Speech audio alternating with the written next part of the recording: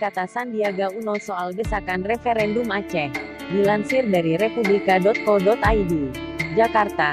Calon Wakil Presiden, Cawapres, Sandiaga Salahuddin Uno mengomentari terkait adanya desakan dilakukannya referendum Aceh.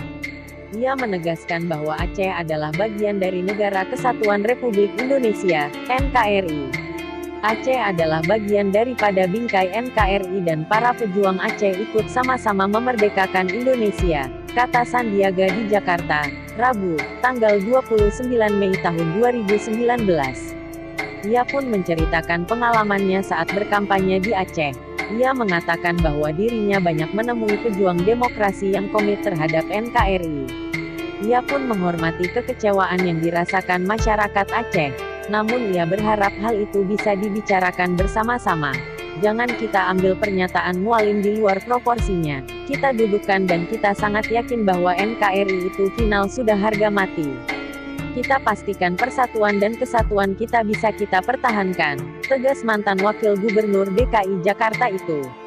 Sebelumnya, anggota DPD RI asal Aceh, Fahrul Razi menanggapi pernyataan Ketua Komite Peralihan Aceh, KPA, dan Ketua DPA Partai Aceh Muzakir Manaf, Mualim, soal permintaannya agar Aceh segera melakukan referendum. Menurutnya pernyataan tersebut harus disikapi secara serius oleh pemerintah.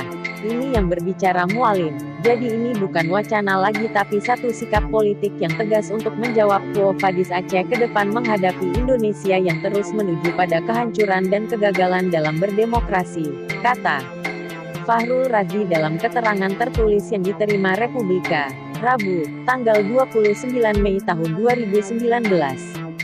Ia menjelaskan, dalam perjanjian Helsinki ditegaskan bahwa para pihak bertekad untuk menciptakan kondisi sehingga pemerintahan rakyat Aceh dapat diwujudkan melalui suatu proses yang demokratis dan adil dalam negara Kesatuan dan Konstitusi Republik Indonesia.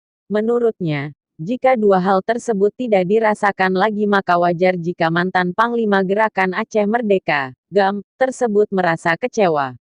Artinya substansi perjanjian MOU Helsinki adalah demokrasi dan adil, katanya.